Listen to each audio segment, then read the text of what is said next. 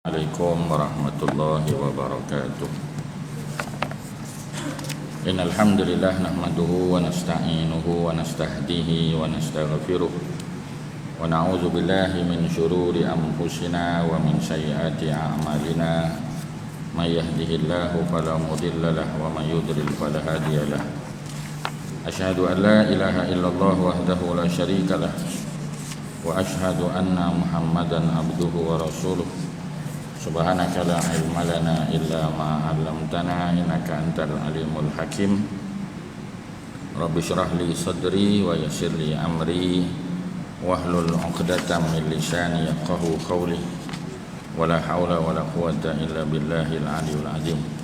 Tuan-tuan muslimin, muslimat, mudah-mudahan kita sama-sama dirahmati oleh Allah Subhanahu wa taala. Jadi hari ini insya-Allah kita melihat surah Asy-Syu'ara, surah yang ke-26, dan kita melihat melalui cerita Nabi Allah Ibrahim alaihissalam yang berada pada ayat yang ke-69, tuan-tuan surah Asy-Syu'ara, surah Asy-Syu'ara surah 26. Kalau tuan-tuan pakai handphone, ada apps Quran, buka surah 26 ayat 69. Kalau tuan-tuan pakai Quran bercetak, maka surat 370 di tengah-tengah.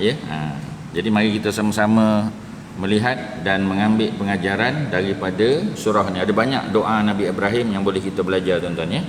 Walaupun kita pernah sebut juga beberapa doa Nabi Ibrahim daripada surah yang lain, tapi insya-Allah hari ini ada banyak doa-doa yang boleh kita manfaatkan. Auzubillahi minasyaitonirrajim, ayat 69, surah Asy-Syu'ara surah 26. Watlu alaihim naba'a Ibrahim. Jadi Allah Subhanahu wa taala perintahkan Nabi Muhammad sallallahu alaihi wasallam untuk menceritakan kepada masyarakat Makkah yang Nabi diutus kepada mereka pada peringkat awal, walaupun risalah nubuah Nabi ini untuk seluruh alam, tetapi permulaan Nabi mendapat wahyu di Makkah, di Jabal Nur, dan sudah tentu audiens pertama Nabi, golongan sasar yang Nabi dakwahkan pada peringkat awal adalah orang Makkah yang memang berbahasa Arab, standard bahasa Arabnya tinggi. Jadi Allah perintah Nabi untuk menceritakan kepada mereka tentang kisah-kisah penting yang berkait dengan Nabi Allah Ibrahim. Naba Ibrahim. Naba biasanya merujuk kepada perkara penting. Kalau perkara-perkara biasa kita sebut khabar. Tapi kalau perkara penting kita sebut naba. Naba Ibrahim. Sebab tu dalam Quran ada suratul Naba. Amma yatasaalun anin naba'il azim. Tentang apakah mereka saling bertanya-tanya? Tentang berita besar. Berita besar itu adalah berita kiamat, berita hari akhirat. Idz qala li abihi, ketika mana Nabi Allah Ibrahim berkata kepada bapa angkatnya. Sebab kita tahu perkataan abi adalah perkataan umum untuk bapa saudara, bapa angkat, kepada datuk dan sebagainya. Jadi tak mesti abi itu bapa kandung. Bapa kandung walid, tuan-tuan. Kemudian apa dia? Bukan saja dakwah Nabi Ibrahim kepada bapa saudaranya yang menjadi bapa angkatnya, memelihara dia sejak kecil, tetapi juga kepada kaumnya. Jadi apa yang disebut oleh Nabi Ibrahim? Nabi Ibrahim bertanya kepada mereka, ma ta'budun, apa yang mereka sembah. Kerana yang mereka sembah adalah berhala yang tak boleh berinteraksi dengan mereka. Ada mata tak boleh tengok, ada telinga tak boleh dengar, ada mulut tak boleh bercakap. Pasal apa mereka sembah? Qalu, maka faqalu, mereka berkata, mereka jawab soalan Nabi Ibrahim, na'budu asnaman, kami menyembah asnaman, kami menyembah berhala. Asnaman tu menunjukkan berhalanya bukan satu.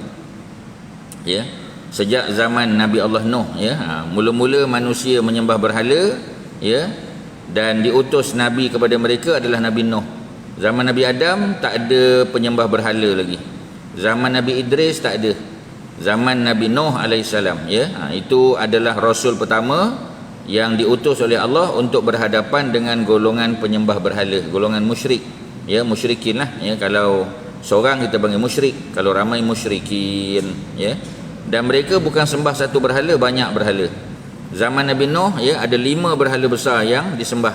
Ya, ada yang namanya apa kita panggil, ya, namanya Wad, ya, Waddun, Suwaun, Yaghus, Ya'uq, ya, kemudian Nasrun, ya. Ni 5 berhala besar yang asalnya adalah orang-orang alim, orang soleh. Bila orang soleh itu meninggal, ya, mereka lukis gambar. Lepas lukis gambar, mereka buat patung, ya, dan akhirnya mereka sembah. Jadi itu, ya, sebab itulah, ya, kita dilarang, ya, daripada menyimpan patung di rumah, ya. Untuk mainan anak-anak boleh. Ada anak main, ada cucu main, tak apa, ya. Tapi bila anak dan cucu kita dah tertidur, ya, mereka dah balik ke rumah mereka, kita ambil barang-barang tu letak dalam laci, simpan di tempat yang tertutup. Jangan dipamerkan, jangan diberikan apa kita panggil nilai kemuliaan, tak boleh, ya. Kerana walaupun kita tak sembah dia, tapi dia menghalang, ya, doa kita terangkat ke langit, ya. Jadi malaikat rahmat yang masuk ke rumah kita tak boleh nak angkat doa ke langit, ya, kerana malaikat rahmat pun tak boleh nak masuk, ya. Seperti mana dalam hadis Nabi sebut, la tadkhulu, ya, al malaikatu baitan fihi kalbun wa tamasil, ya.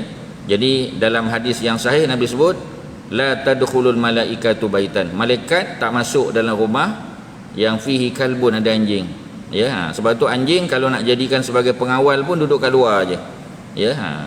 Tetapi macam tadilah, ya, kita tak letak anjing, tapi kita letak tamasil, kita letak patung, ya, mainan anak kita, cucu kita. Kalau dia nak main tak ada masalah, lepas main simpan di tempat yang tertutup. Kita kena ajar dia, kerana dia mengganggu, menghalang malaikat daripada masuk.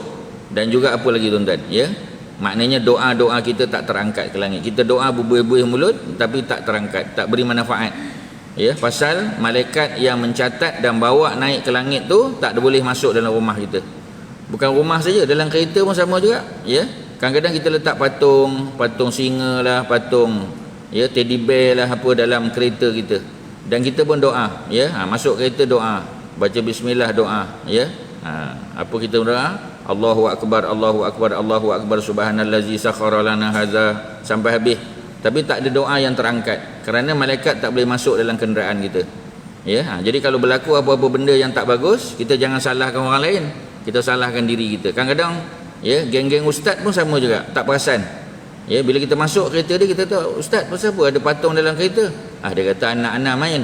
Masalah dia, anak dia tak ikut dia pergi masjid, anak dia tak ikut pergi kerja, ya. Jadi kena simpan di tempat yang tertutup. Kalau anak ada nak main, silakan, tapi kalau tak ada, simpan, ya. Sebab dia menghalang kemasukan malaikat. Doa kita tak terangkat, tuan-tuan, sayanglah, ya.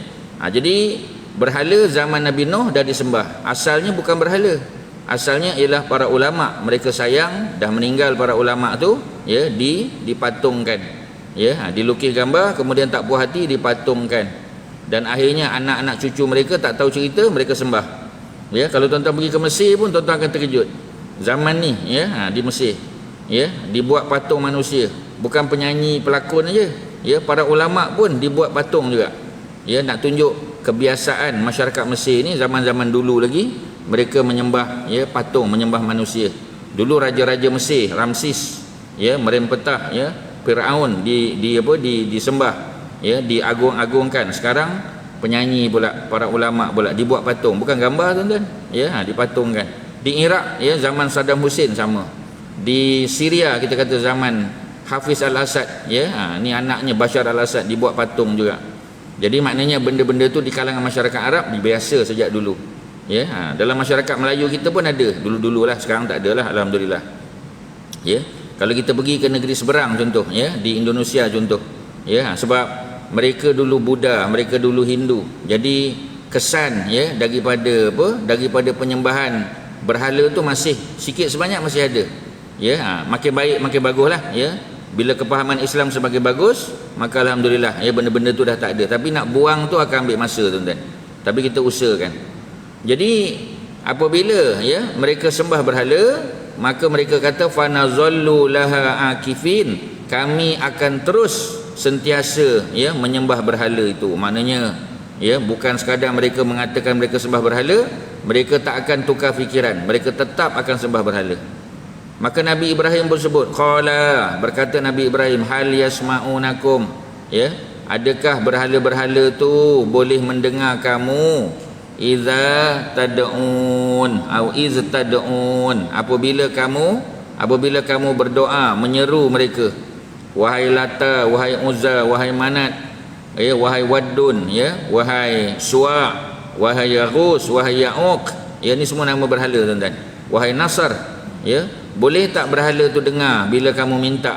Kalau kemarau, tak turun hujan, kamu minta hujan, boleh tak berhala tu bagi hujan? Nabi Ibrahim ajak mereka fikir. Au yanfa'unakum, boleh tak bagi manfaat pada kamu? Au yadurrun, boleh tak bagi mudarat? Tak boleh tuan-tuan. Oleh kerana mereka tak boleh jawab, apa mereka respon? Qalu, kata mereka, bal wajadna, bahkan kami mendapati aba'ana, mak bapak kami, datuk nenek moyang kami yang dulu-dulu, kazalika yaf'alun, mereka melakukan hal tersebut, menyembah berhala. Jadi oleh kerana mak bapak kami sembah, datuk nenek kami sembah, maka kami pun sembahlah. Jadi agama ni seolah-olah diwarisi semata-mata tanpa dipikirkan logik akalnya, tak fikir tuan-tuan. Kita tengok di Malaysia ni, kita kata orang Hindu, orang Buddha, mereka ni musyrikin lah. Kalau zaman Nabi Muhammad sallallahu alaihi wasallam di Mekah, kafir musyrik, kafir Quraisy. Kalau sekarang Hindu, Buddha, sembah berhala. Kat Kuil ni kita tengok berapa banyak ada patung. Kalau kita kata mereka ni tak cerdik, mereka cerdik. Orang India contoh kan, kita kata jadi lawyer, jadi magistrate, mereka ni jadi pensyarah universiti, jadi doktor. Cina pun sama juga, tetapi pasal apa mereka boleh sampai tak mikir? Macam mana kita kata bijak akal mereka dalam bab dunia, tetapi tidak boleh memikirkan bahawasanya berhala tu tak ada manfaat. Kalau berlaku banjir dengan berhala-berhala pun hanyut. Jadi maknanya di mana apa kita panggil nilai berhala tu sebagai Tuhan kat mana? Dia tak boleh selamatkan diri dia. Jadi oleh kerana itu Nabi Ibrahim ajak mereka berfikir, berfikir supaya mereka tahu bahawasanya berhala itu tidak memberi manfaat dan tidak memberi mudarat. Tetapi jawab mereka, kami mendapati datuk nenek moyang kami buat macam tu, kami follow lah. Nabi Ibrahim ajak mereka fikir. Qala afara'aitum ma kuntum ta'budun. Kata Nabi Ibrahim, pernah tak kamu fikir apa yang kamu sembah? Pernah tak? Tengok, cuba tengok. Ada mata, berhala tu ada mata macam manusia juga, tapi tak boleh melihat. Boleh bergerak mata dia? Tak boleh. Ada telinga, boleh tak dia dengar kalau kita doa? Tak boleh. Kalau kita minta dia bercakap, boleh tak? Tak boleh. Jadi apa manfaatnya? Mudaratnya apa yang boleh dibaginya kepada kita? Jadi mereka diajak untuk berfikir. Sebab itu Allah turunkan surah Asy-Syu'ara ini di zaman Mekah kepada Nabi Muhammad sallallahu alaihi wasallam, kerana Nabi juga berhadapan dengan penyembah berhala. Seperti mana Nabi Nuh, zaman Nabi Nuh, masyarakat sembah berhala. Zaman Nabi Ibrahim, masyarakat sembah berhala. Kita kata zaman Nabi Muhammad pun sama juga. Malah Nabi Ibrahim diutus di Mekah. Peringkat awal tak ada sembah berhala. Zaman Nabi Ismail tak ada sembah berhala. Tetapi setelah Nabi dan Rasul ini wafat, masyarakat mula menyembah berhala. Kerana mereka terpengaruh dengan masyarakat sekitar. Bila mereka berniaga ke negeri Syam, mereka lalu kawasan di negeri Syam, di Jordan, di Syria, mereka dapati orang sana sembah berhala. Mereka pun beli bawa balik. Mereka perkenalkan penyembahan berhala kepada masyarakat.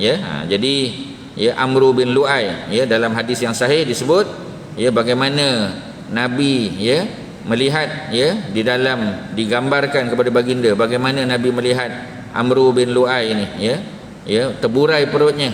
Jadi dia tarik dia punya usus-ususnya, kerana dialah yang telah memperkenalkan penyembahan berhala di Mekah. Dia orang pertama yang buat perkara khurafat, perkara bid'ah dalam agama kepada masyarakat Mekah pada masa itu. Jadi masyarakat Mekah asalnya agama tauhid, agama Nabi Allah Ibrahim, agama Ismail, tak pernah sembah berhala. tawaf kerana Allah, sa'i kerana Allah, berkorban menyembelih kerana Allah, ya, puasa kerana Allah, tapi mereka telah ubah ibadah kerana berhala pula tuan-tuan, ya, diperniagakan berhala tu dapat duit. Jadi maknanya berhala tu dah jadi satu bentuk komoditi yang diperdagangkan. Jadi sudah tentu, ya, perkara-perkara ini tidak pernah diajar oleh Nabi Ibrahim, Nabi Ismail, tak pernah. Sebab itu Allah utus Nabi Muhammad supaya Nabi boleh tarik balik umat manusia kepada jalan kebenaran. Ya, itulah tujuan kita tuan-tuan. Tujuan tuan-tuan datang masjid untuk apa? Untuk solat berjamaah, betul. Ya, untuk dengar kuliah, dengar ceramah, dengar nasihat, betulkan apa yang mungkin kita buat silap selama ni. Kita tak tahu, ya, kita betulkan. Ya, contoh kita kata bab fiqh contoh. Ya, tuan-tuan sembahyang maghrib berjamaah, selesai kita. Lepas tu kita ba'diyah maghrib. Ba'diyah maghrib berapa rakaat? 2 rakaat. Ada baca surah tak lepas Fatihah? Tuan-tuan, ya, solat ba'diyah maghrib tadi, tuan-tuan solat ba'diyah maghrib kan? Rakaat pertama lepas Fatihah ada baca surah. Rakaat kedua ada baca surah. Ya, alhamdulillah kalau kita baca. Tapi ustaz rasa sebahagian tuan-tuan tak tahu. Ya. Bila kita sembahyang ba'diyah maghrib, ya, lepas Fatihah, kita Fatihah terus rukuk. Waladdallin amin, terus rukuk. Allahu akbar. Ya, sedangkan dalam hadis Ibnu Majah Nabi ajar kita, ya, lepas Fatihah rakaat pertama solat maghrib, ya, ba'diyah maghrib ada baca surah Qul ya ayyuhal kafirun sampai habis, ya. Naik pula rakaat kedua baca Fatihah lagi. Ada baca surah? Ada. Surah apa? Qul huwallahu ahad. Sama macam kita solat sunat qabliyah subuh. Ya, qabliyah subuh Qul ya ayyuhal kafirun rakaat pertama, Qul huwallahu rakaat kedua kan?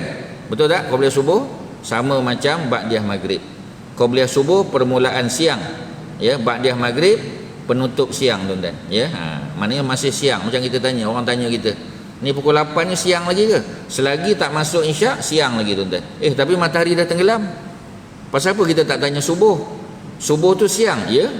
Ya, kerana mulai subuh kita tak boleh makan dah. Kalau kita puasa kita tak boleh makan dah. Ya, kita makan sebelum subuh. Masuk je waktu subuh kena berhenti dah. Ya, kerana malam telah berakhir. Bila malam berakhir, apa yang muncul? Siang. Ya, cuba kita tengok waktu subuh, matahari dah keluar, matahari tak keluar. Pasal apa dikatakan siang? Siang, ya, bukan sebab matahari keluar. Siang kerana telah berakhirnya malam. Ya, macam maghrib kita kata. Pasal apa kita tak kata maghrib ni malam walaupun matahari telah tenggelam? Kerana mega merah masih ada di kaki langit. Ya, kalau tuan-tuan driving di highway, di kawasan terbuka, tuan-tuan boleh tengok di kaki langit masih ada mega merah. Maknanya maghrib masih ada. Hilang mega merah, berakhirlah maghrib, barulah muncul malam. Ya, jadi maknanya solat isyak, solat malam. Ya, sampai solat fardu lah, ya. Solat maghrib masih siang. Solat asar siang, zuhur siang, subuh pun siang. Ya, kerana dalam satu hari 24 jam hanya ada siang dan malam saja. Ya, bila malam bermula, bila masuk isyak. Bila malam berakhir, bila muncul waktu fajar, bila waktu subuh. Jadi itu je tuan-tuan, ya. Dari segi logik pun itulah ceritanya. Kalau orang tanya kita, maghrib ni siang ke malam? Maghrib ujung siang, belum malam. Kerana walaupun matahari telah tenggelam tetapi mega merah, ya, dia punya cahaya tu masih ada lagi, ya, imbasan dia tu masih ada lagi. Hilang mega merah, berakhir waktu maghrib. Ya, kalau kita belum solat maghrib, kita solat selepas mega merah hilang, ya, solat kita sah, tetapi kita dianggap berdosa kerana solat di luar waktu mega merah hilang. Ya, jadi kita kena faham, ya. Sebab tu tengok definisi Nabi kata apa? Waktu maghrib bermula min ghurubi syamsi. Ya, waktu maghrib bermula daripada tenggelam matahari. Ya, dan hilangnya asyafaqul ahmar, hilangnya mega merah. Hilang mega merah habis maghrib. Tapi kita biasa tak peduli tuan-tuan. Ya, kita tengok ada lagi kot, boleh lagi sembahyang.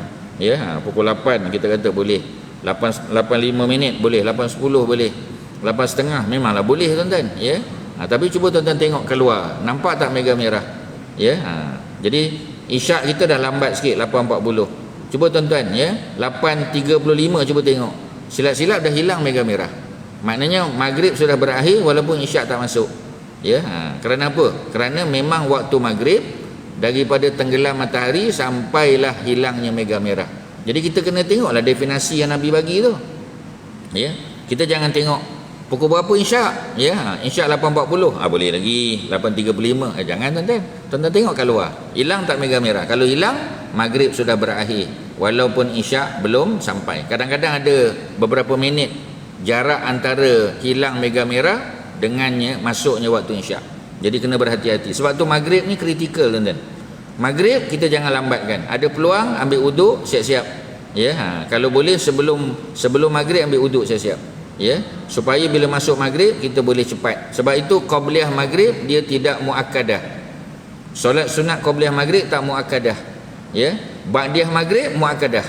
Ba'diyah maghrib jangan tinggal. Tapi qabliyah maghrib tak ada masalah, ya. Nak buat tak salah. Tetapi dia bukan perkara yang Nabi buat. Ya, Nabi kata Anas bin Malik dalam Riyadhus Shalihin, aku tak pernah tengok Nabi sembahyang qabliyah maghrib.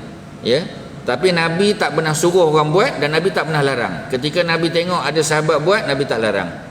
Tetapi ketika Nabi aku bersama Nabi, kata Anas bersama Nabi 10 tahun. Di Madinah tu Anas bin Malik 10 tahun.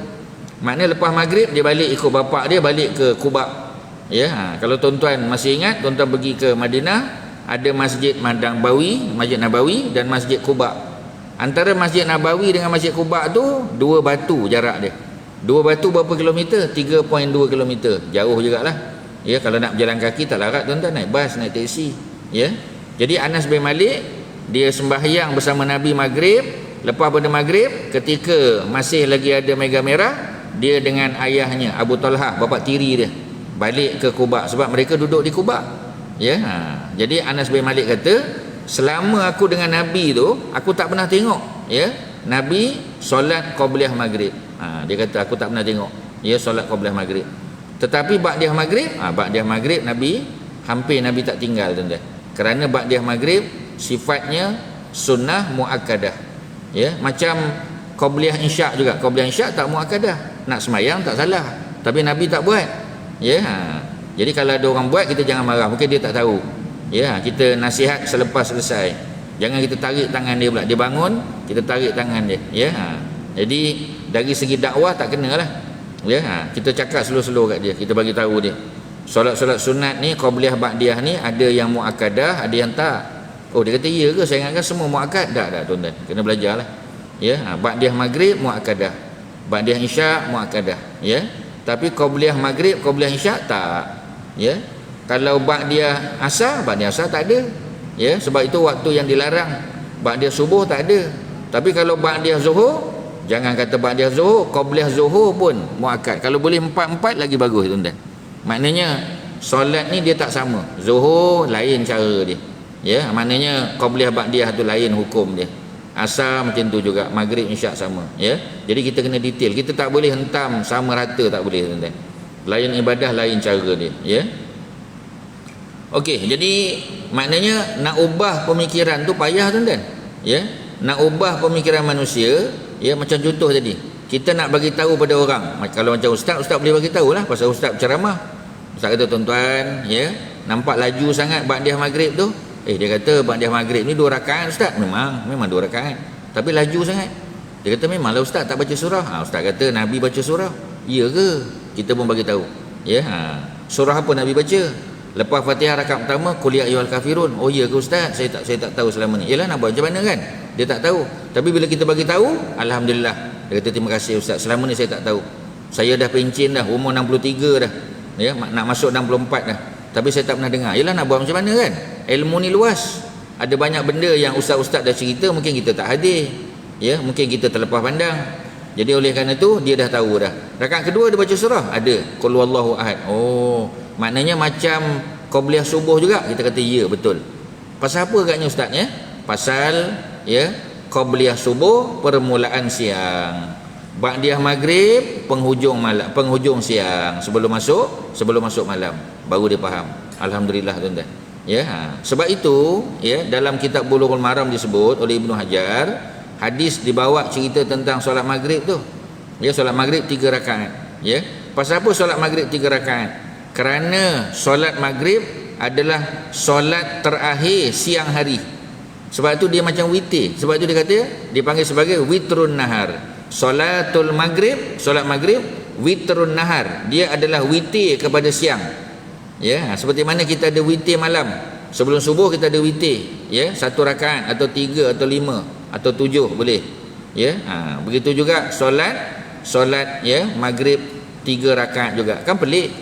Ya, Zuhur 4, Asar 4, ya, Isyak 4, Subuh 2. Ya, tiba-tiba maghrib 3 pula. Kerana dia adalah witrun nahar. Solat sunat, solat wajib yang ya sifatnya macam witir. Apa makna witir? Witir makna ganjil. Yang sifatnya penutup kepada siang. Penutup siang solat maghrib. Ya, diikuti dengan ba'diyah maghrib 2 rakaat. Maknanya bila kita cerita tu dia dengar, dia kata terima kasih ustaz. Insya-Allah mulai malam besok saya nak amal, dia kata. Alhamdulillah lah tuan-tuan. Tapi ada setengah orang bila kita cakap, ya, dia kata tak apalah, ya, nanti tengoklah, ya. Mana tak bersungguh tuan-tuan. Agama ni tuan-tuan, kalau kita bersungguh, Allah buka jalan. Tuan-tuan percayalah.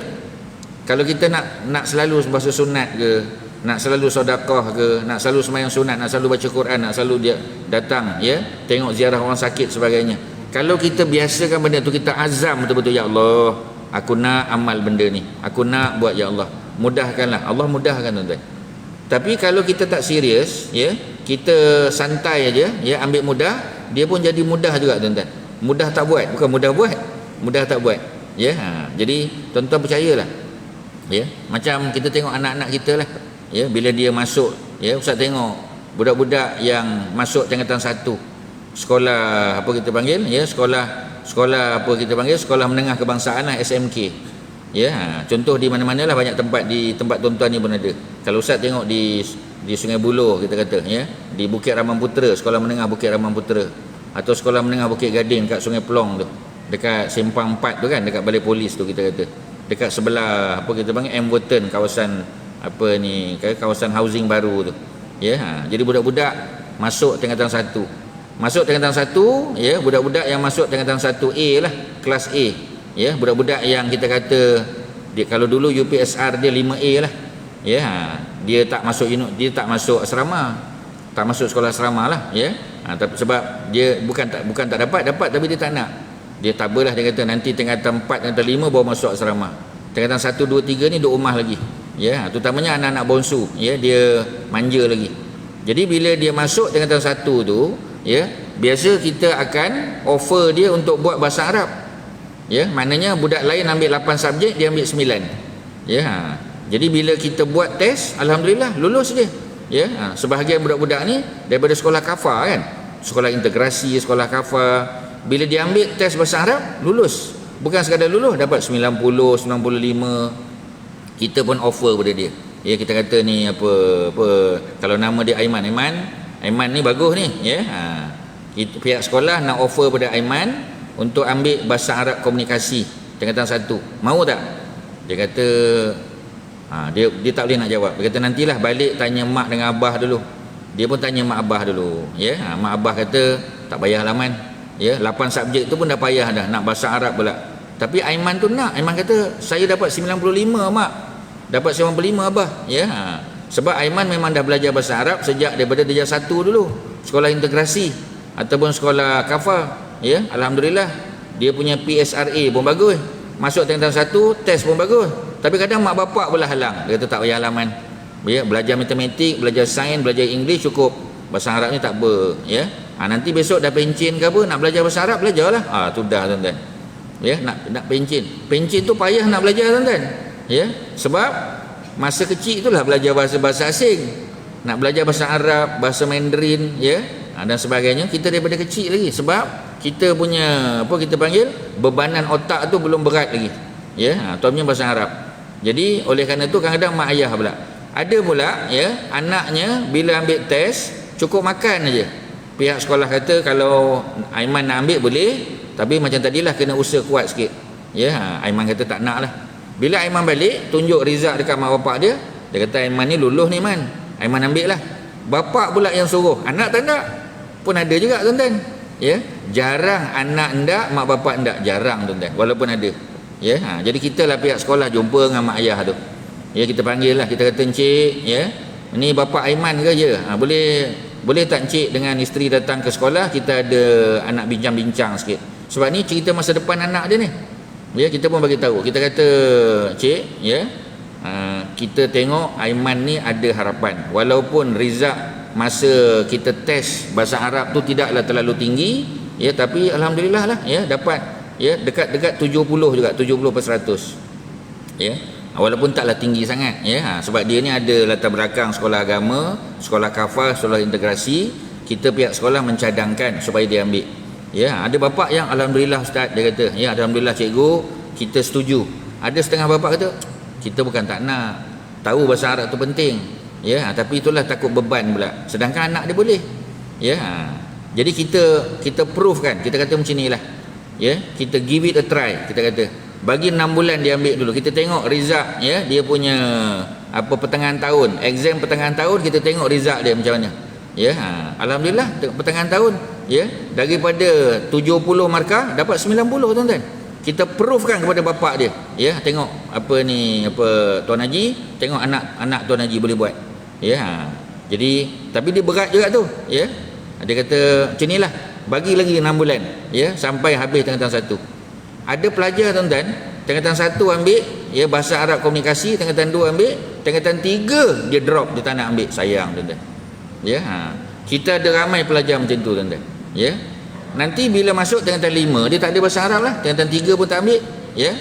Jadi bila dia dapat UIA, baru dia tahu. Dia dapat UIA, dia dapat USIM, ya. Masa tu baru dia tahu dia kena ambil wajib bahasa Arab. Baru dia tahu, tuan-tuan, dia nak ambil law, ya, tapi bahasa Arab tak ada. Jadi kena ambil kursus intensif pula, masuk 2 semester, 3 semester. Kalau dia daripada sekolah menengah tadi tingkatan 3 masuk tingkatan 5 ambil bahasa Arab kan senang. Ya, ada pelajar yang masuk UIA ambil exam lulus tak payah ambil buat bahasa Arab. Maknanya orang lain, ya, belajar 6 tahun dia belajar 4 tahun aja, atau belajar orang lain 5 tahun dia 4 tahun. Masa tu baru dia menyesal, tuan-tuan. Sebab tu, tuan-tuan, ya, untuk anak-anak tuan-tuan mungkin dah lepas, cucu-cucu pula kena tanamkan, ya, minat dia untuk belajar bahasa Arab ni. Sebab bahasa Arab bahasa Quran, ya. Cuba tuan-tuan tanya pada sesiapa saja, solat tu bahasa apa, tuan-tuan? Boleh tak bahasa Inggeris? Boleh tak bahasa orang putih? Tak boleh, kan? Bahasa Arab, ya, semua bahasa Arab. Quran, tuan-tuan tak suka ke kalau baca Quran tuan-tuan faham? Suka, kan? Jadi kita kena tanam daripada kecil lagi, tuan-tuan. Kita yang dah terlepas nak buat macam mana? Ya, sikit-sikit lah. Tapi anak-anak kita, cucu kita masih ada harapan, masih ada jalan yang panjang, tuan-tuan. Jadi nak mengubah minda manusia tu payah, ya.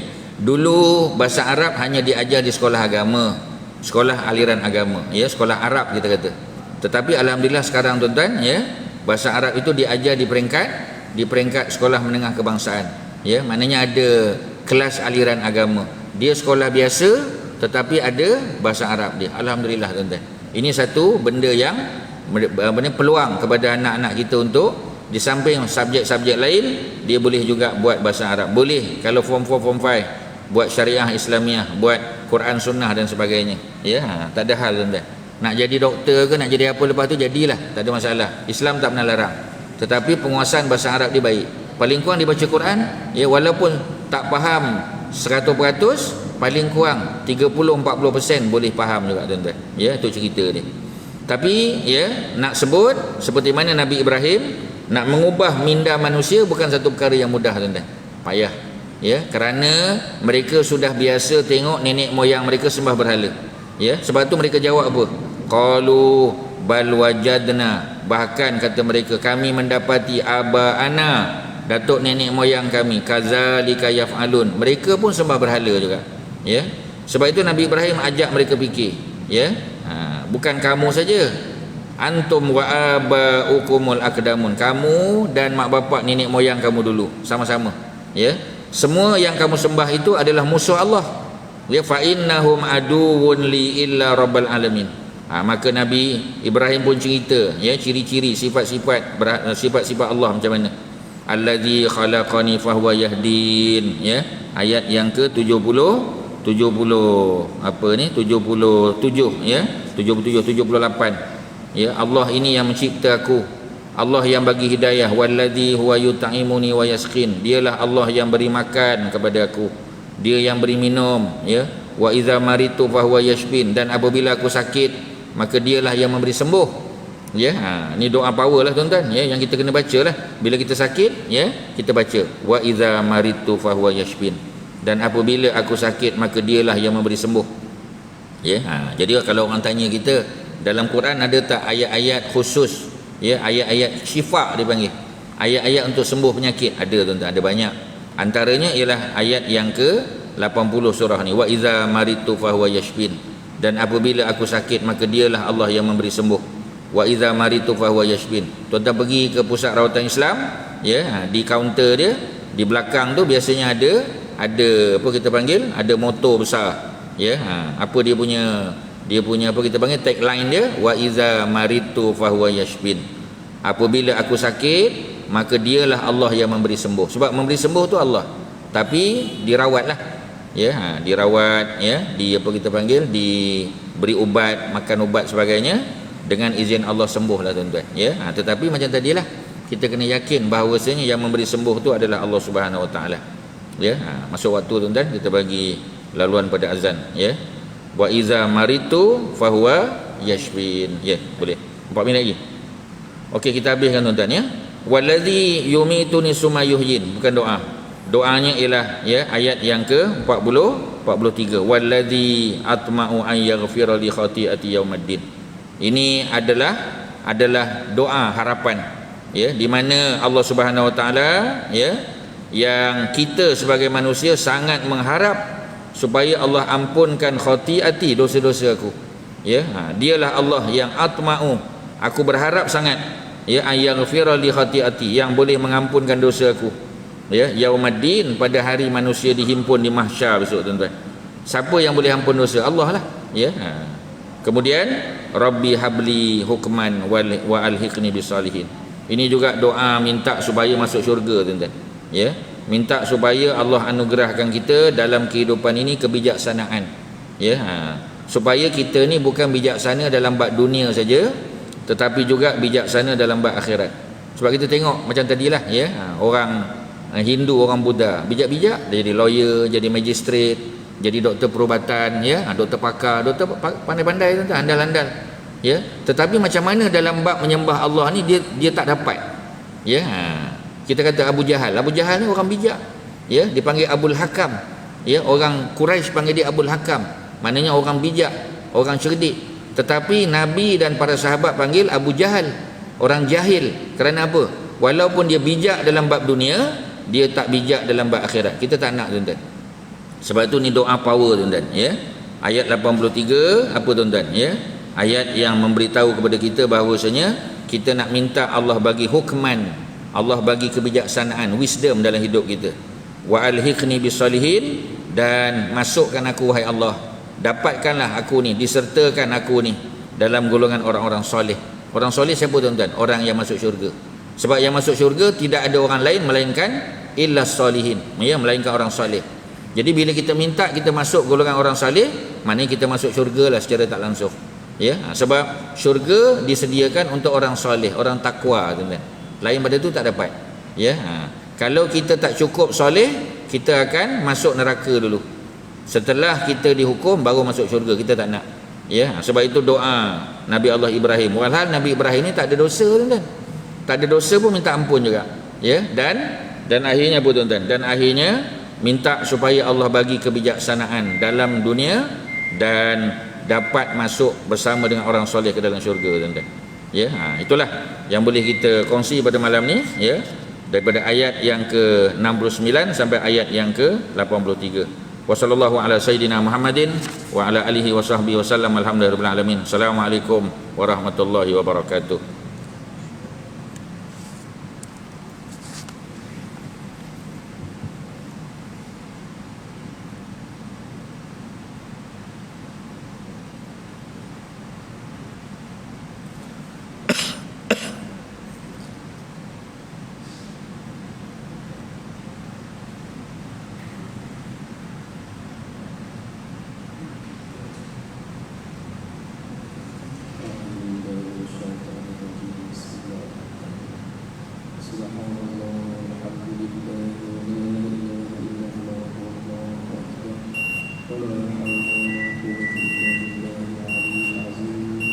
اللهم صل على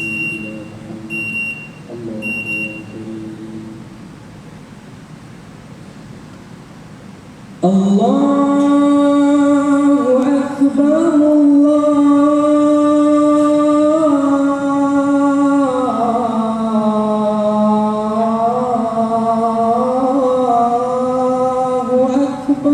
Allahu Akbar. Allahu Akbar,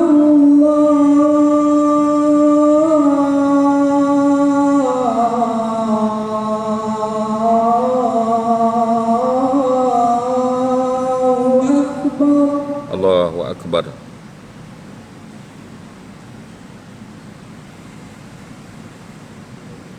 Asyhadu an la ilaha illallah.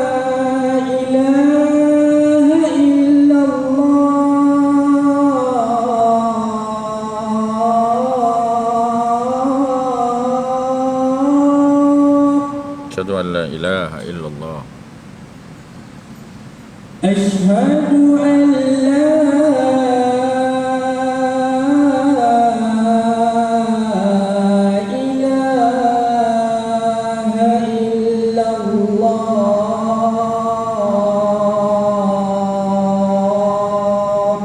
Asyhadu an la ilaha illallah.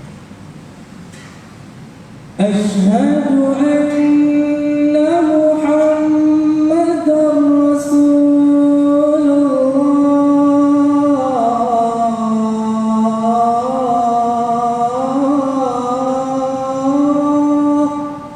Asyhadu anna Muhammadar Rasulullah. Asyhadu anna Muhammadar Rasulullah.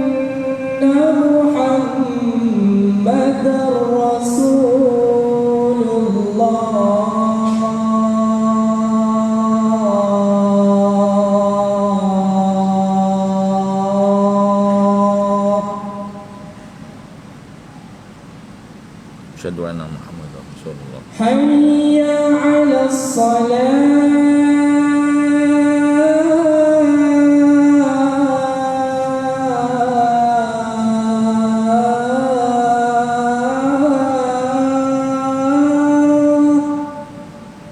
La haula wala quwwata illa billah. Hayya 'alas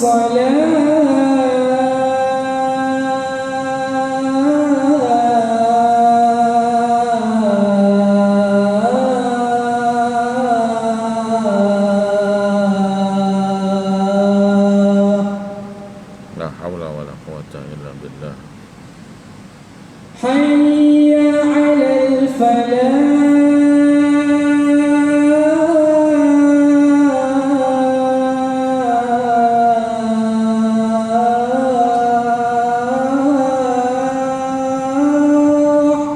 La haula wala quwwata illa billah. Hayya 'alal falah.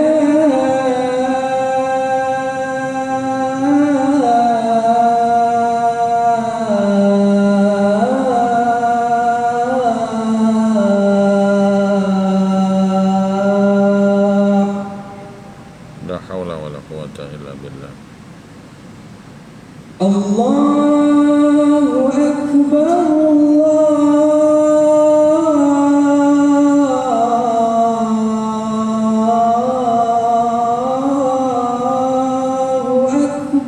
Allahu Akbar.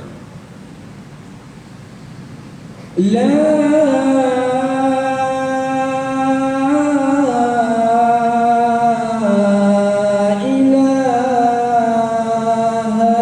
ilaha illallah.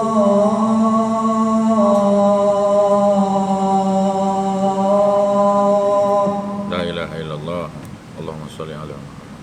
Allahumma rabba hadhihi da'wati tammati wa ati sayyidina Muhammadan rasulata wal qadira wa syarafa wa darajatan aliyatan rafi'ah wa ba'athu maqamal Muhammadin alladhi wa'ata innaka la tukhliqul man.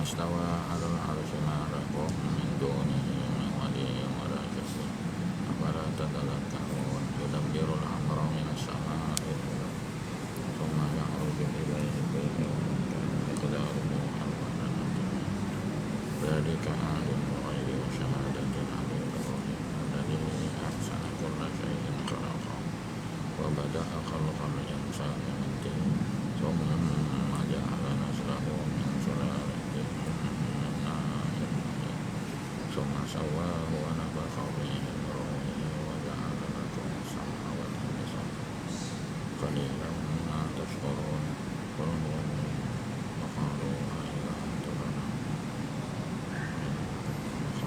بالأرض بل هم بلقاء ربهم كافرون قل يتوفاكم ملك الموت الذي وكل بكم ثم إلى ربكم ولو ترى إذ المجرمون ناكسوا رؤوسهم عند ربهم ربنا أبصرنا وسمعنا فرجعنا